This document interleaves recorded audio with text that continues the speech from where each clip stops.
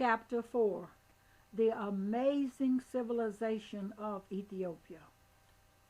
At the beginning of the historical period of Egypt, most inhabitants of the earth were rude savages. In Western Europe and Northern Asia, the half-human Neanderthal lived in caves under overhanging ledges and fed upon the untamed products of the wild.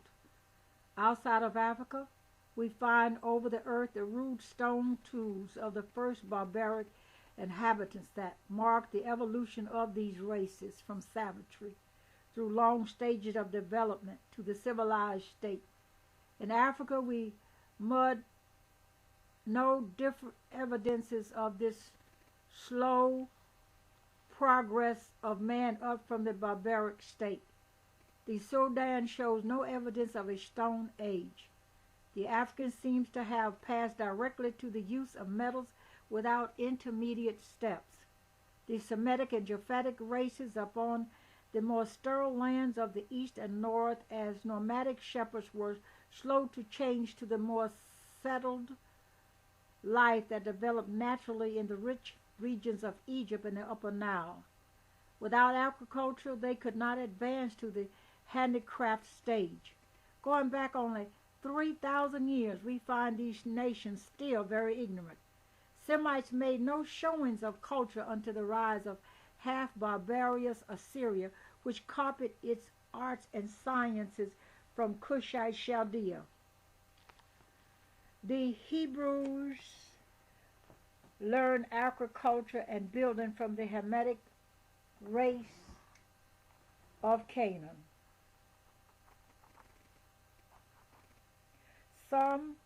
One civilized race of prehistoric times had tamed the domestic animals. For when the curtain of history was raised, we find them in attendance upon man. With the same infinite patience, this race developed wild plants into tamed fruits and cereals. The Cushite was the only race that could have performed this service, for the other races in historic times despised agriculture. Nomadic races are fierce and impatient. They have in nature the opposite to habits that make for patience and perseverance, which are the steps to art and literature. Before the dawn of history, Cushites were working in metals, and they had perfected the tools with which we conquer the forces of nature today. Our masons' tools are identical with those unearthed in Egypt.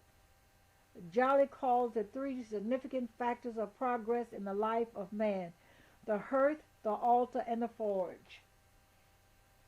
All three of these were given to the world by the African. The ancients said that Ethiopians first taught them the worship of gods and sacrifice. The agricultural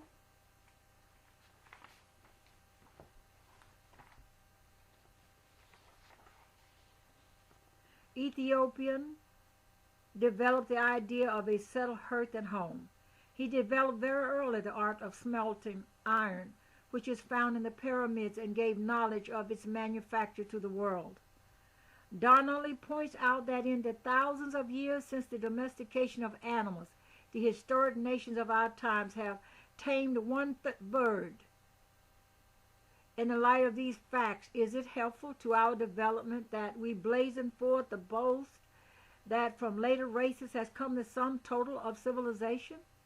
Ancient Africans yoked the wild ox, tamed the cow, the horse, and sheep. This is why animals play such an important part in the old Cushite mythology. Africans subdued the elephant as early as the Cushites of Asia. Ancient sculptures show the African lion tamed. These indefatigable men domesticated wheat, barley, oats, rye, and rice. In fact, all the staple plants of our civilization were fully developed so far back in the distant ages that their wild species have disappeared. Think how helpless we would be today without them. Reclus declares, "We are indebted to the African for sorghum, dates, kaffir, coffee, and the banana, also for the dog, cat, pig, ferret, ass, and perhaps for the goat, sheep, and ox. The first African explorers found the country covered with cattle parks in which the natives kept thousands and tens of thousands of cattle of remarkable breeds, rare skill being shown in their handling. A botanist of the Smithsonian Institute recently traveled 9,000 miles through Africa, finding species from which valuable grasses, grains, forage, and fruit may be obtained. We are still reaping the fruits of their earlier zeal and genius that tamed the first plants. Ancient Ethiopians were wonderful agriculturalists. The melon and sweet potato produced there are far more delicious than ours. The races to which agriculture was not native present the spectacle today of crowding their populations into cities. Ethiopians developed long, staple, cotton, millet, kaffir, and sorghum grass. The unusual size and flavor of African fruits were not the result of accident, but of labored perseverance and skill. Primeval man gave us the gift of language. Myers said, rich and copious languages were upon the lips of the great people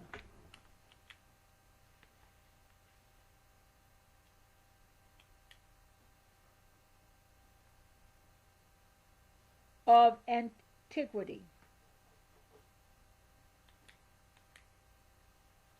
When they first appear in the morning light of history, this was of incalculable value to succeeding ages. They also gave us alphabet. Baldwin affirms that the writings used by the peoples of the first ages of history were all derived from a common source. The Phoenicians said the art was invented by Tut.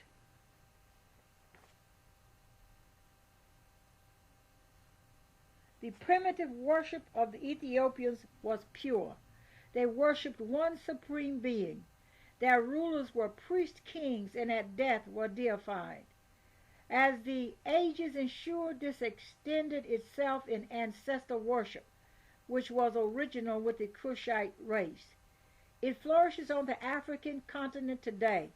Ancestor worship spread over all the countries which the Cushites conquered. Frobenius, the great anthropologist, says Ethiopia is an ancient classical land. In olden days, its inhabitants were considered the most pious and oldest of mankind. In many quarters, Meroe is thought to be indebted to primitive Egypt from a standpoint of ethnology. We must unhesitatingly reject this supposition. The Nubians possessed an independent and individual religion in the earliest known times, the cult of which impressed the Egyptians, who gave an account of it to the authors of old. Voice of Africa, Volume 2, page 621. Champollion, the father of Egyptology, in his valuable memoirs, declared that the lower valley of the Nile was originally peopled from Abyssinia and Meroe. The most ancient cities that they founded were Thebes and Edfu. In the beginning, Egypt was ruled by priest kings who reigned in the name of some deity. This sacerdotal class were overthrown by the warrior caste, whose chiefs raised themselves to the rank of kings. The new establishment of power took place about 2000 BC. Thebes under them reached the height of her glory. The old race of the first dynasties, the race of Thoth, Amen-Ra, and Osiris, had turned its greatest strength in wider and wider circles across North Africa and up the coast of Western Europe. To the eastward, they had civilized the Mesopotamian plains and had swept on to India. Their relation toward Egypt became more and more hostile though full-blooded Ethiopians still sat upon the throne. The idols of Egypt, to the last details, were gods of Mero. Herein says, the best informed travelers and the most accurate observers recognize the same color features and mostly the same fashions and weapons in the inhabitants of the Upper Nile as they find portrayed on the Egyptian monuments. The race which we now discover in the Nubian, though by loss of liberty and religion much degenerated, yet which was once the ruling class in Egypt. This Nubian race did not come from Arabia. Their color, language, and manner of life were different. According to their own traditions, the Egyptians were originally savages without tillage or government. They lived in huts made of reeds. A race of different descent and color settled among them and lifted them to civilization. The men of this race were the ancestors of the Nubians, who planted other colonies in opposite regions of the world, in Greece, Colchis, Babylonia, and even India. All of these regions had priest kings. There had been a rich literature in ancient Ethiopia which endured until the time of Christ. There are now in existence more than 2,000 Ethiopian manuscripts. The early Christian missionaries who entered Ethiopia considered it a duty to destroy all the ancient pagan literature. The 2,000 extinct are but a remnant of olden writings, which, if in the possession of the world today, would unfold many a baffling mystery. The literature of Ethiopia that remains is almost wholly Christian. Nubia long resisted the inroads of foreigners. The Barbaric knew what the entrance of aliens would mean to their land, but its confiscation and violence to their rights. Nubians' mothers would drown or mutilate their daughters that they could not carry away to save them from dishonor. Virtue is highly prized among them today. Frobenius tells us that Nubians adopted Christianity as early as 500 A.D. Determinedly, for 1,000 years they refused to accept Mohammedanism. When Islam began to persecute the Christians in Egypt, Nubia sent her cry, "Stay your hand," raining down the Nile with both energy and effect. The Arabs spared Egypt. Repeat, the Arabs spared Egypt for fear of the Nubian. The Barabra or Nubian hated the Turk and the Arab and were right in their determination not to let them enter their land, which was blooming and prosperous, but which later came to utter ruin. Sir Samuel Baker, describing the Nile between Berber and Khartoum, said that as late as 1862 the banks were crowded with populous villages. The land everywhere was cultivated and produced heavy crops. Under the Turks in 30 years it had become a howling wilderness. Gaps in the banks show where wheels once stood, which have entirely disappeared. Their channels have been choked for years. Budge paints a pathetic picture of the few inhabitants who remained, who were nearly naked and slowly starved for months. They lacked sufficient covering at night, the cold being intense. These Nubians get up long before dawn and sit shivering, waiting for the needed warmth of the sun. They love their independence and are content to endure hardship. 700 A.D. Muslim Arab overran the Delta and transformed the old Ritu type of Egyptian into an Arab speaking Falahin. The old Egyptian intermixed with Greeks, Romans, and Arabs, produced a physical type quite unlike the people of earlier days. Along the Nubian Nile, ancient prestige prevented their onrush. The old Ethiopian Empire, with its northern and southern capitals, blocked Muslim progress for almost 1,000 years. In 1316, this Christian kingdom was overthrown, but the race-loving Nubian peasantry clung to and still remained their Hamitic speech.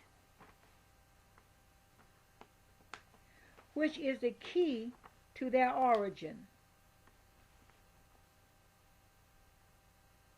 After 1300 AD, massacre was introduced to compel the Nubian to change his faith. Slave raiding brought inconceivable ruin. 4/5 of the population was destroyed, and the greater part of this once best cultivated region of the world went back to wilderness. The cattle were killed, young men slain, and the daughters of Ethiopia ravished. A look at Ethiopia today in her ruined condition makes it difficult for the average observer to receive the deductions of explorers, geologists, and ethnologists. The great lapse of time has erased traces of a civilization that was decaying in the days of Cambyses. Many of the massive ruins and relics of those declining days, as described in books, are conceived by the readers to be products of the lower Nile, when they existed far up in Nubia. The museums of the world contain much of Ethiopian art that is labeled as Egyptian. Forlini, in 1820, found in the tomb of the great queen of Meroe a bronze vessel, the handles of which were ornamented with Dionysus masks, also necklaces, bracelets, rings, and other articles of jewelry. Dionysus was the Bacchus of the Greeks, the Osiris of Egypt, and a very famous ruler of the ancient Kushite empire of Ethiopians. These jewels and the bronze jar are in the museum at Munich. Forlini was greatly surprised at the workmanship which he considered finer than any to which the Greeks had attained. Egyptian Soudan Budge. In 1863, Mariette discovered at Jebel Barkal, among the monuments, 5 columns of the highest importance, proving Ethiopia to have had a very important position among the Egyptian dynasties in later historical times. These Ethiopian kings residing in Nubia ruled Egypt. One of these conquerors, Takrkar, carried his expedition into Asia. He was doing no more than Ethiopians of earlier ages had done. European museums contain some of the monuments of Jebel Barkal. Groups of pyramids are near the temple. In 25 structures at Neri, interior vaults is a method of support until recently thought to be an Etruscan invention. At the time of the Old Empire, the population of Upper Egypt was Nubian. In the 6th dynasty, Nubia was a part of the Egyptian kingdom. In the inscriptions of Ethiopia, the ruler is called King of the Two Lands, and the symbol of the Uraxi proves their authority over Egypt and Ethiopia. The pyramids of the queens of Meroe show the authority of this line over the two lands. This was why Egyptian monarchs so often married princesses of Ethiopia. It seemed to strengthen their claim to the throne. Late excavations of Harvard University in old Ethiopia have unearthed at Napata a royal cemetery more than 2,000 years old. At Nuri, they examined the tombs of 20 kings and 25 queens of Ethiopia from 660 BC to 250 BC. The line of Candace was highly honored in Ethiopia. Their jewelry was very elaborate and purely Meroitic in style and workmanship. At the feet of the great queen were the gods of the north and south, tying the two lands together, the two lands that in their beginning had been one. The symbolic representation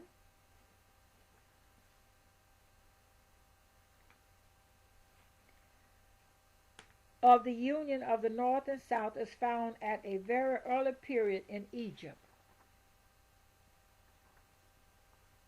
Her pharaohs bearing the title King of the Two Lands.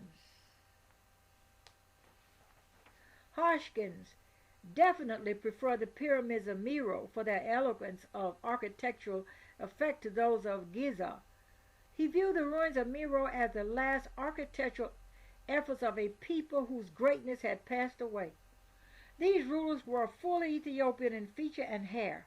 in their title was the name Amen-Ra. Some of the largest temples of Nubia were built by this line of kings and queens. The power of Tarkuka the Pankai, who subjugated Egypt, is attested by the sculptured reliefs of the scenes of their battles. In XXII dynasty of Egypt, the country having become so intermingled with foreign blood, the main body of the priests of Amen who had ruled so long at Thebes immigrated into Ethiopia. Favors shown foreigners so displeased the military class that they deserted in a body to Ethiopia. 240,000 soldiers. Pharaoh made overtures to them, but they would not return. These were the former ruling class of Egypt, returning to the land and culture from which they had originated. The term Nubia was unknown to the ancients. Everything south of Egypt was called Ethiopia, the land of the dark races. Though the local traffic is small, a very large caravan trade still passes through Nubia between Central Africa and Egypt. The Nuba tribes of Kordofan seem to constitute the original stock. The Nile Nubas are closely allied to the Nubas of Kordofan, who are admittedly, says Britannica volume XVII Nubia, of Negro stock and speech, so the Nile Nubas must be regarded as essentially a Negro people. The Nile above Egypt has always been occupied by this people. Many Nubians are artisans, small dealers, porters, and soldiers in Egypt, where they are noted for their honesty and cheerful and frank temperaments. The native tongue is very sonorous and expressive. It is distinctly Negro character. These barbarians in Nubia are labored agriculturalists. Faithful, obedient, cleanly, and keen, insist that nearly all of them understand arithmetic and know how to read and write. Many Nubians recall the Ritu type upon the Egyptian monuments. These people of old Ethiopia wear today the plaited, turned-up beard of the Egyptian gods in a style seen in Etruscan sculptures. Amen-Ra, from whom a long line of Egyptian monarchs descended, was an Ethiopian god. He was the most terrible of the Egyptian gods to look upon, with his blue-black complexion. Ancient Egyptians were so determined to represent him as black that they produced a singular black effect by laying on a dead black color and treating it with blue through which the black remained visible.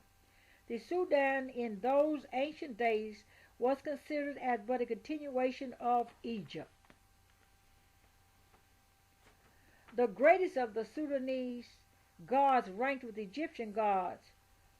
Thotmes, the third of Egypt, called himself royal son of the land of the south. His son, Amenhotep, appears on the reliefs of the temple of Theoms, making offerings to the Nubian gods. Reclus tells us that at Dongola, the capital of Nubia, is the ruin of one of the largest and finest specimens of ancient architecture. The columns are as elegant as those of Greek temples. The crests of the neighboring rocks are crowned with towers and strongholds and walls of ancient entrenched camps. Nubian castles differed but little from those of the Rhine. They were both built by the descendants of the Cushite dolmen builders. These Nubian castles are the remnants of a feudal system similar to that of Europe. This system is still alive in Abyssinia today. And the Nubian castles, the battlement, keeps, and roofs are all broader at the base than at the summit, and all the towers are conical. Ramesses II built wonderful temples in Nubia. The rock-hewn temple of Abu Simbel, for simple grandeur and majesty, is second to none in all Egypt. He built another temple to Amen-Ra at Napata. The Harvard expedition found the ancient Ethiopian kingdom had been called Seba or Sheba.